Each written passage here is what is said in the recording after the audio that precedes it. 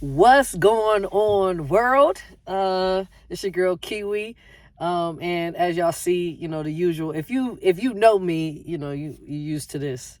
This is the after the gym diaries. Usually in the car when I get the word. This is my prayer closet, y'all. Like, I get so much in this car. And it's not just this car, it's like the car. The car has been my prayer closet, which is crazy, but it makes sense because I have been moving constantly. The only consistent thing really has been, the space and time in my car where I'm by myself, I'm alone with God. So anyways, I'm coming to you on today is July 6th. This is day 1 of 52. If you haven't heard me talk about it, my mentor slash pastor slash one of the churches that I follow, APOC, has been doing this sermon on 52, and it's been my number. We've been yelling it out, 52, 52, and we have been starting this journey of understanding 52, and now actually, implementing 52 within our lives. So if you don't know, it's the story, not but it's the story of Nehemiah, and building the wall, rebuilding the wall. This wall was torn down for 140 years, y'all. 140 years. We're not talking about days. We're talking about years, not even months. We're talking years. 140 days. 40 years. And literally Nehemiah was able to come and rebuild it in 52 days. And the only limitations there were so many limitations, but just in short, people's lack mindset of the wall can't be rebuilt, people not wanting to put in the time, people starting not stopping, being distracted. There's so many different things that why it was down for 140 years and never got rebuilt. But somebody that God called upon put it up in 52 days. And what that has, the significance of that for us as a church, as a body of Christ, is, we have so many things that we're waiting on. There's so many things that God has in store for us. And some of us will never see it. Some of us, it's taking forever, But God says, it ain't got to take that long. It ain't got to take that long. If you can just really do what I say, be in alignment, be obedient, don't let anybody distract you, stay on that wall, do the work, make sure you got a dope team around you, like all of these different things. And we're learning, what Nehemiah did in this time frame to get it up in 52 days versus not having it up in 140 days. And I don't know about you, there's things in my life that I'm like, 52 days. Give it to me in 52 days. I want the blessing. I want what God has for me. And that's why we yelling this 52. So now as we have been reading the word over the last couple months, and actually our Pastor Dr. Eric Thomas, he has been really just pouring into us week after week, and he's been doing it himself. He's actually in day number 17, and I kind of started, but now I want to officially, because there's things I want to do consistently every single day, and part of that is journaling, some form of journaling, whether it's video or just writing it down. So I committed to myself. I said, this is going to be day number 1 for me, and I am excited about what God's going to do in 52 days. I've already proclaimed it. I already have put 52 on a number of things within my life, but there is 2 main things, and I'll say 3 main things. I put 52 on my finances. I put 52 on my calling. I put 52 on my personal life.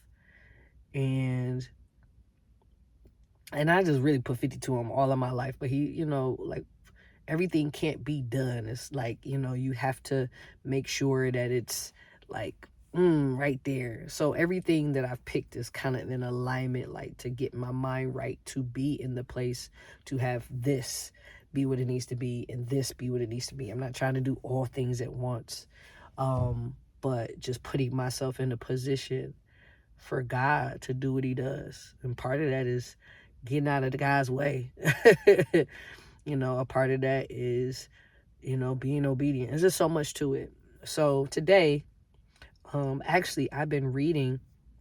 I just started a devotional too. I always read a devotional, but a very close friend of mine started a devotional, and it's so crazy because it hits home for me.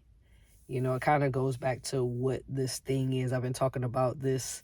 I am this hybrid bodybuilder, you know what I'm saying? And, as an athlete, I just been trying to figure out like, you know what I'm saying? But I like this and I like to do that. And, part of this storyline of what I've been talking about is I just want to embrace who I am.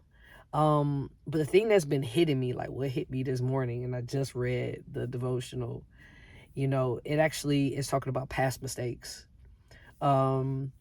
I am a person, I've said this over and over again, like I dealt with a lot of shame for the first time in my life a couple years ago.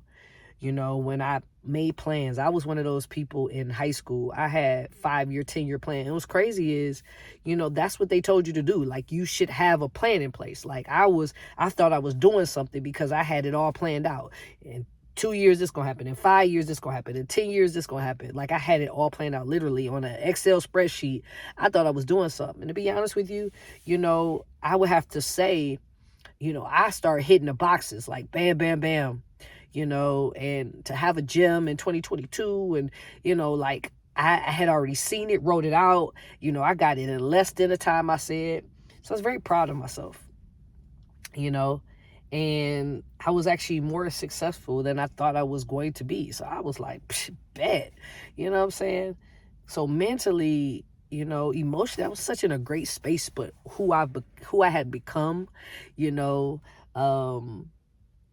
but that hit hard a couple years ago when I made all of these plans, moved myself out the state and, and literally all my plans, everything that I wrote down, none of that happened. So instead of me looking at that just wasn't in the books, that wasn't God's plan, I beat myself up so much, y'all, you know what I'm saying, for just feeling like a failure. And I've talked about that, but I just want to kind of give y'all the backspin of that. And I dealt with that a lot. That actually put me through depression. I went through depression for probably about a year, I would have to say, that I can actually recognize and say I was like what they call a function. I was in functional depression. I was still doing what I needed to be doing, but behind closed doors, I was miserable, emotionally and mentally, just because I just felt like there was a heavy layer of shame, because I'm like, man, what, not only forget what everybody else, I had that moment of what everybody else thought about me, but I had the moment of what I thought about myself. I literally, for the first time in my life, felt like I was a failure. Nothing that I said I was going to do got done. And it took a while for me to forgive myself. It was easy to forgive everybody else, but to forgive myself, and now it's taking time, honestly. Like I've done a lot of healing, y'all, but it's taking time to get to a place to embrace where I'm at now. I have gotten to a place where I had to get really, really close with God, and really understand that it's not about my will, it's about his. So I got to a place like, I trust you, God. Like obedience is, I won't say it because I don't want no, but obedience came easy to me. God told me to do something, I'm in. And I'm locked in. I hear him very well. But the part that has been and still is, and it's not as bad, was trusting myself because of the mistakes I've made. So what's crazy is, here is the devotional, dealing with past mistakes. And, today the devotional was just talking about like, how can you move, like holding on to your past, your past, yes, it shapes you, but holding on to it and not making moves or questioning or delaying, puts limitations or restrictions on what God has for you. And I'm like, that's the one thing that stuck out to me. And when it says being transformed by the renewing of your mind, for me to constantly be thinking about and reflecting on, the mistakes I've made, and that being that causes me, and I'm recognizing it now more than ever, it causes me to kind of flinch. You know what I'm saying? It causes me to have a little bit of anxiety. It causes me to question myself. But it gets deeper. Like God said, he's been telling me this for a week. It's crazy. Like, who you serve. Like, like who you are. Like, no, here it is. Whose you are. So I recognize God. I give him the credit, give him the glory. But he said, if you're in my image and you don't trust yourself, then you still don't trust me. Because you know whose you are, but you don't know who you are. You say you do, but you don't trust me if you can't trust yourself. And I'm like, wow. Like, I thought I was doing something. I'm like, God, I'm giving all that to you. But he's like, but you in my image. Like, I'm giving you light. I am giving you this. I'm giving you power. Like, you don't believe in the own power that I'm giving you. You're not believing in, these gifts that I'm giving you. Like, you ain't got to keep coming back to me because I'm in you. But that's the problem. You think that these movements that I'm putting inside of you, you questioning, and it's exactly like, you mine. You walking in my image. So we still got some issues. And I'm limiting God. I am restricting God from working in me and through me because I'm still dwelling on my past mistakes. I'm still dwelling on, where I dropped the ball, and it brings me back to even my years of playing ball. It was like, you gotta forget the last play. If you fumble, next time you get the ball, just don't fumble again. But you can't go in there like thinking like, okay, don't fumble. No, you going in there thinking about where you taking this ball. Like, it's touchdown time. The same thought process you had when you had the ball last time, like, that's the same process that you need to have. Like, pick the ball up and run it. You shouldn't be thinking about don't fumble the whole time. You should be thinking about going to score, period. And it's like, I realize, like, there's situations I'm in right now, and it's like, I know what I want, I know what I desire, but why am I thinking about what I messed up? Like, instead of thinking about what the outcome and the desire, all the things that I'm gonna get out of it, I'm thinking about what I got out of it back then. And he's like, you missing it. Like, you gonna miss everything you supposed to get out of this because you dwelling on what you got last time. And it's like, then you're never gonna get what you're supposed to get this time. Right now, the truth lies in the right now, not in the past. It's gone. It's done. It's over with. That play is done. You need to forget that. You need to renew your mind so that you can move on and move forward. So on day number 1, like, my first thing is let it go. And a lot of things that we hold on to, it may seem like it ain't heavy, but it is. It's limiting us from the forward movement. It's limiting us from being able to hold on to something different, to something else, because we still holding on to something that is dead. It is dead. It's like, I don't know how many people, like, we got just stuff, we just hoarding up stuff, like, we don't even use it. But just because we holding on to it, if we got something in this hand, we can't grab something else. So it's not only we're limited, but we're restricted from even grabbing on to what God has for us next. So I'm so thankful, that this is like got on me, like it got put on me on day number 1, because this is what I'm talking about. Like, this gets me excited, because it's like, again, when you think about something that took, like, something that has been in ruins for 140 something years, It's because somebody said, you know what, it got tore down, so there's no way we can build it back up. So they ain't even move forward. But somebody says, oh yeah, I know we can build a wall, because guess what? There's been a wall there. So let's just build the wall. I don't care how I got tore down. I don't care about, who ain't like, I just know there was a wall built there, and there could be another wall.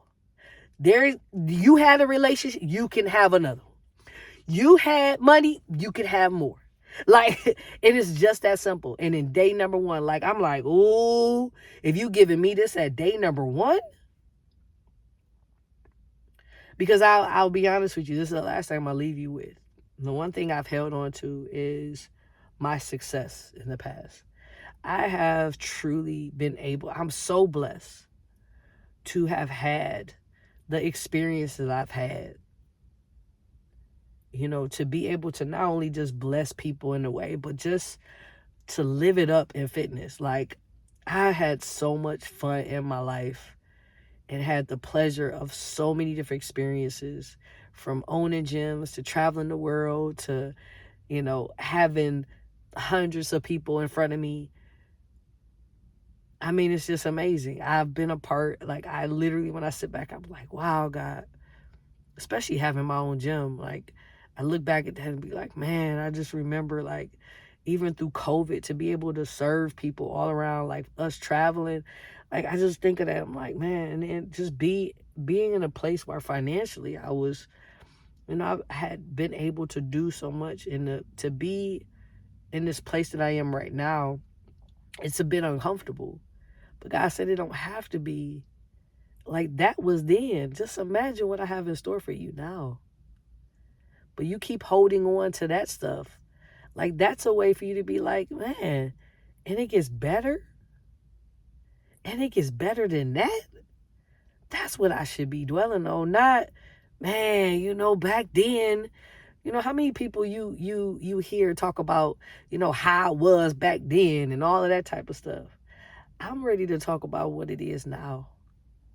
And honestly, when I take a moment to look at my truth, like even this weekend, so amazing. But it's like we limit ourselves to even seeing the greatness because we still hold on to the past. The past is gone. And being able to look forward to the future needs to be all in excitement. Not a little bit, but I hope it looks like that. No. This morning, what was so crazy is a friend of mine sent me a video.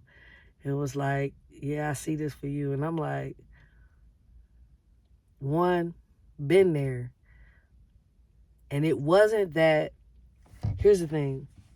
I looked at something, because social media is a beast. It could be a beast. And I know some of y'all may go through this. You'll look at something, you'll be like, man, I'm not there right now. Or even I used to be. But this time when I looked at it, I was like, I've been there already. I'm looking forward to the above and beyond. The exceedingly abundantly beyond what I can ever ask or think.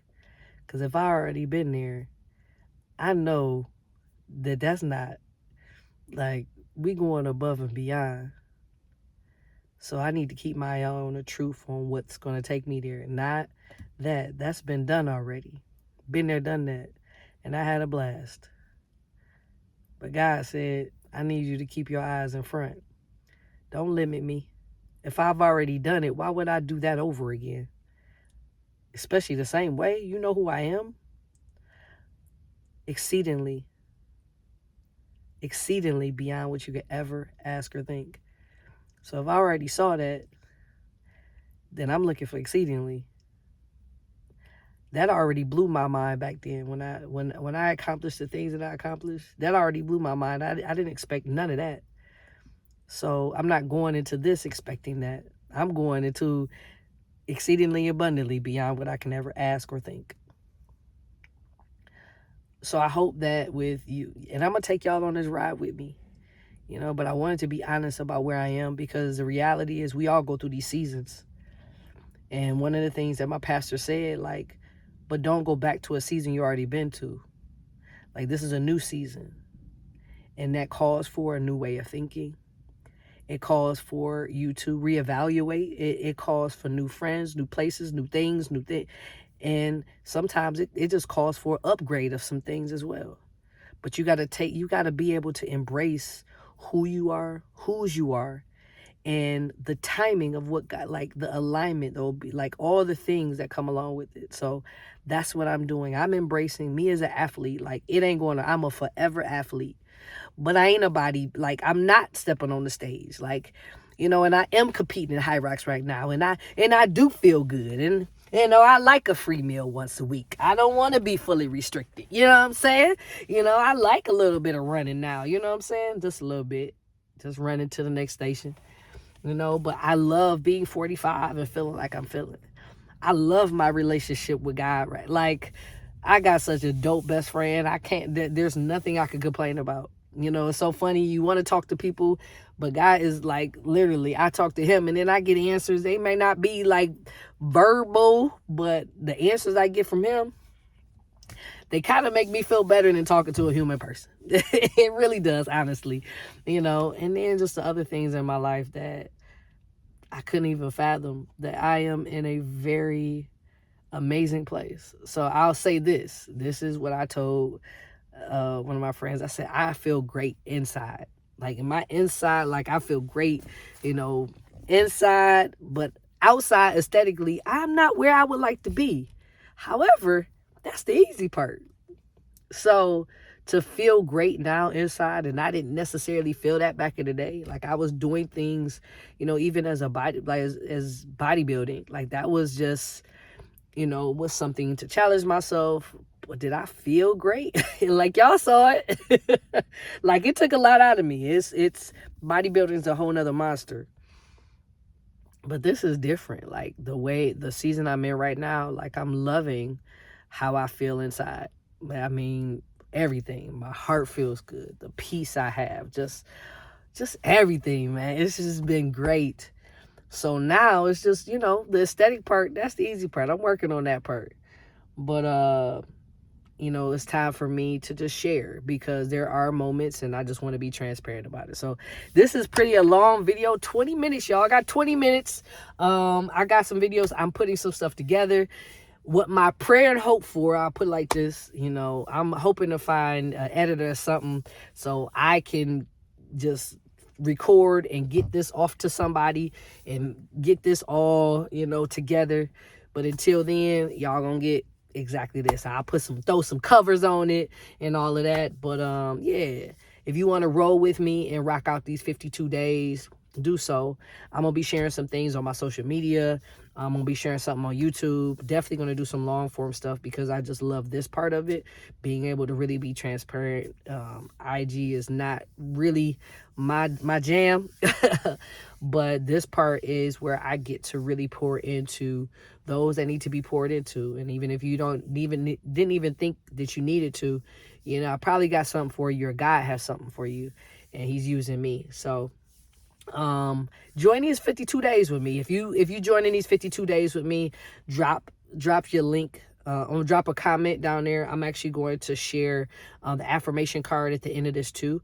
It's something that I'm going to say every day. I'm committed to, these 52 days of committing to probably 3 or 4 things that I'm going to do on a daily basis consistently that go toward building my wall. Also, I would like to invite you to our Tuesday Bible studies. I'll put that information as well. Women Who Lift, we host a Bible study weekly. I think we won't be back until next week, but I will share that with you. And then, yeah, I just want to continue to pour into any individual that's listening. So I love you guys. Peace. I'm out.